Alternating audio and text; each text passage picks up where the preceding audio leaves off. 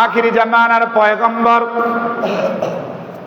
বিশ্বনবী মুহাম্মদুর রাসূলুল্লাহ সাল্লাল্লাহু আলাইহি ওয়াসাল্লাম বলেছেন, ইযা কানাত লাইলাতুন নিসফি মিন শাবান ফাকুমু লাইলাহা ওয়া সুমু ইয়াওমাহা।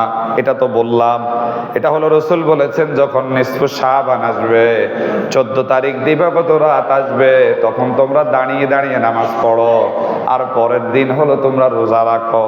আর এটা হলো নবী আমার ঘরের মধ্যে আসলেন, কোন বর্ণনাতে আছেন নবী আমার কিছুক্ষণ শুইলেন, এরপরে পুনরায় আবার রওনা দিলেন। আম্মা জান আয়েশা রাদিয়াল্লাহু তাআলা আনহা মনে করেছে নবীর কোনো সমস্যা হলো নাকি কোনো সতীনের ঘরে গেছে। উকি ঝুঁকি দিয়া দেখে নবী আমার কারো ঘরে যায় নাই। খুঁজতে খুঁজতে খুঁজতে খুঁজতে গিয়া দেখে আল্লাহর হাবিব একা একা দাঁড়াইয়া জান্নাতুল বাকির মধ্যে কান্না করে আর আল্লাহর দরবারে মুনাজাত করে। মুনাজাত শেষে আম্মা জান আয়েশা রাদিয়াল্লাহু তাআলা আনহা বলল, আমি তো আপনাকে খুঁজতে খুঁজতে এই জায়গার মধ্যে চলে আসছি, আমি তো চিন্তায় পড়ে গেলাম। নবী আমার বলে, আয়েশা রে তুমি কি জানো আজ কোন রাত্রি? আম্মা জান আয়েশা রাদিয়াল্লাহু তাআলা আনহা বলল, জানি। আল্লাহর হাবিব বলল, আজ হলো নিসফু শাবান। নিসফু শাবান, এই রাত্রির মর্যাদা আমার আল্লাহর দরবারে এত বেশি, এই রাত্রিতে আমার আল্লাহ অসংখ্য অজস্র মানুষ মাফ করে দেয়। কোন বর্ণনাতে আসছে 5 ধরনের মানুষকে মাফ করে না, তবে সেই বর্ণনাটা দুর্বল। আর কোন বর্ণনাতে আসছে 2 ধরনের মানুষকে মাফ করে না, এই বর্ণনাটা একবারে সহিহ। আয়েশা রে, এই কারণে আমি জান্নাতুল বাকির মধ্যে আয়েশা আমার সাহাবীদের জন্য দোয়া করি, রব্বুল আলামিন যেন আমার সকল সাহাবীদেরকে মাফ করে দেয়। অথচ তারা জান্নাতি সাহাবী, সুবহানাল্লাহ কইতেন না? তাহলে কবর জিয়ারত করবেন একা একা, মা নাই, বাবা নাই, বড় ভাই নাই, বন্ধু নাই, অনেকের সন্তান দুনিয়ার জমিন থেকে চলে গিয়েছে, তাদের জন্য দোয়া করবেন ও আমার বন্ধুরা। এরপরে আসেন 5 শ্রেণীর মানুষকে আল্লাহ এই রাত্রিতে মাফ করবে না, এদের মতো পোড়া কপাল ওয়ালার কেউ হতে পারে না। এই 5 শ্রেণীর মধ্যে 2 শ্রেণীর কথা অন্য হাদিসেও আসছে, সেটা হলো সহিহ বর্ণনা। আর যে 3টার বিষয়টা দুর্বল, সেই 3টার একটা হলো টাকনুর নিচে যারা প্যান্ট পায়জামা লুঙ্গি পরে, এদেরকেও আল্লাহ এই রাত্রিতে মাফ করবে না। চিৎকার করে বলেন নাউজুবিল্লাহ।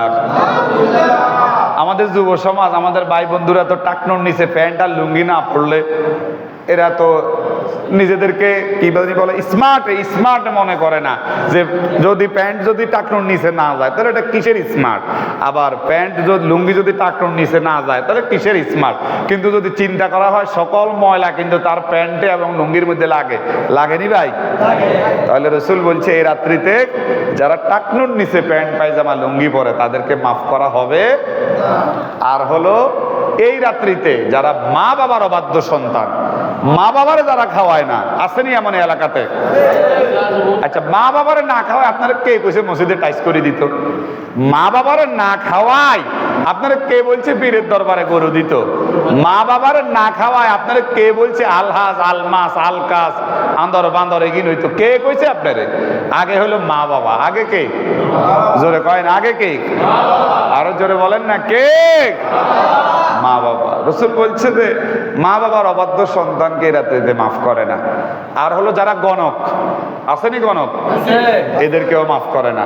তবে এটা দুর্বল বর্ণনা। সহিহ বর্ণনা হইলো মুশরিক যারা, শিরক করে যারা, তাদেরকে 100% রাত্রিতে মাফ করবে না। নাউজুবিল্লাহ বলতেন না? শিরকের ব্যাখ্যা করা তো আর সময় নাই। শিরক হলো আল্লাহর সাথে যারা অংশীদার সাব্যস্ত করে, তাদেরকে আল্লাহ তাআলা এই রাত্রিতে মাফ করবে না। আর দ্বিতীয় নাম্বার হইলো যেটা আরিফ মিয়াজি সব একই রোগের রোগী, হিংসা, বিদ্বেষ, বেদাল লাগাই না, ক্রিমিনালি করা, একে অপরের লগে আলটি লাগাই দেন না, এই ধরনের মানুষ 100তে 100 কথা কন না হুজুর সহকারে 100তে। রাসূল বলছে আও মুশাহিদ, যারা হিংসা বিদ্বেষ পোষণকারী, ভালোবাসার মানুষের অভাব, ভালোবাসার মানুষের দোষ ধরিন না, মানুষের অভাব, কিলাকিলি লাগাই দেন না, মানুষের অভাব, তবে ছুড়াই দেন না, মানুষের বড়ই অভাব। রাসূল বলেছে এই রাত্রিতে তাদেরকে মাফ করা হয় না যারা হিংসা বিদ্বেষ করে, যারা হিংসুক, যারা বিদ্বেষ পোষণকারী। এই কথার সারসংক্ষেপ হিসেবে একটা কথা বলি ভাই, এই বাজারে নামাজি ব্যক্তির অভাব নাই, বাস্তব নেই। রোজাদার ব্যক্তির অভাব নাই, হাদি সাহেবের অভাব নাই, হুজুরের অভাব নাই, তবে একে অপরকে ভালোবাসবে, একে অপরকে একটু ছাড় দিবে, এই ধরনের মানুষের বড়ই হালকা উদাহরণ দিই। জমির দাম 50,000, এটা একটু কঠিন আর কি উদাহরণটা। জমির দাম একটু, যে একটা জমি লই ভেজাল দুই ভাই, জমির দাম কত? মামলা চলে 10 লাখের। কথা কি সত্য না মিথ্যা? মিয়ার কথা কয় না কেন? তাহলে রসুল বলছে যে হিংসা বিদ্বেষ পোষণকারীকে এই রাত্রিতে মাফ করা হবে না। এই রোগের রোগী আরিফ মিয়াদি সহ সবাই। জমির দাম 50,000, মামলা চলে 10 লাখের। কথা কন না?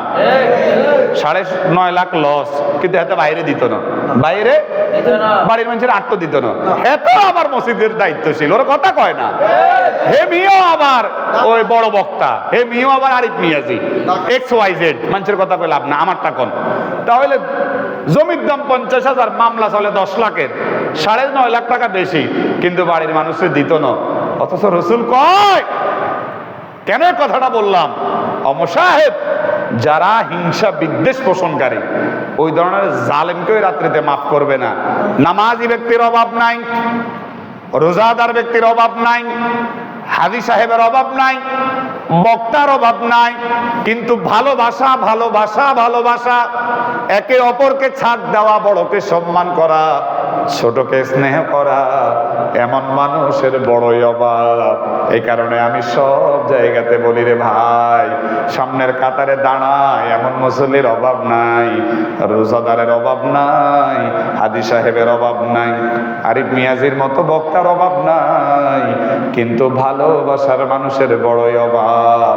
রাসূল আমার বলে, লা তাদখুলুনাল জান্নাহ, তুমি জান্নাতে প্রবেশ করতে পারবা না হাত্তা তুমিনু, যতক্ষণ না তুমি ঈমানদার হও, ওয়ালা তুমিনু হাত্তা তাহাব্বু, ততক্ষণ তুমি ঈমানদার হতে পারবা না যতক্ষণ না তুমি একে অপরকে ভালোবাসো। আল্লাহু আকবার বলেন। এই সমাজে এমন মানুষ আছে XYZ, মনে করেন আরিফ মিয়াজি, আমি যারে দেখতে পারি না, সে আমার পাশে নামাজ পড়ে, তিনি আগে নামাজের কাতারে দাঁড়িয়েছেন, আমি আরিফ মিয়াজি পরে আইসা 2 রাকাত পাইছি, তাড়াহুড়া করে আমার শত্রুর পাশে আমি দাঁড়াইছি, কিন্তু নামাজের সালাম ফিরানোর পরে যখন আমি দেখি আমার শত্রু আমার পাশে দাঁড়ানো, আমি হুজুর হইলে কি হইব, আমি টাউট আরিফ মিয়াজি পারি না আল্লাহর কাছ থেকে নামাজটা ফেরত লই, যে আল্লাহ আমি আমার শত্রুর লগে কেন দাঁড়াইছি। এমন মানুষ তো আপনাদের এলাকাতে নাই? থাকলে ওরে ভাই, রাসূল আমার বলে, এই রাত্রিতে হিংসা বিদ্বেষ পোষণকারী মানুষকে আল্লাহ ক্ষমা করবে না। তাহলে কি হইব? কি হইব? আপনি এত বড় মসজিদ করি,